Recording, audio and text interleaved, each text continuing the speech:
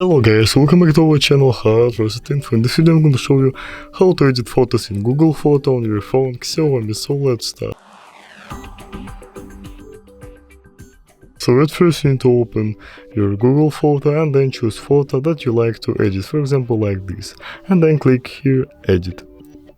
So here we can see a lot of different options of editing, but let's start with the first option is suggestions. So here we can just change the different filters. Then the next option is crop. Here we can crop our photo whatever we like, for example like this.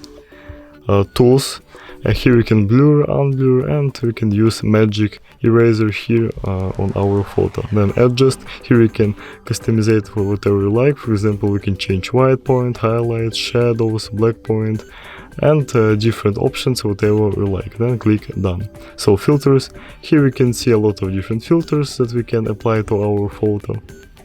Markup, here we can paint on our photo, and more. And we can just use gallery editor to edit our photo more. So save copy, and that's all guys. So if you like this video and if you like our channel, please subscribe, and see you later guys. Bye bye.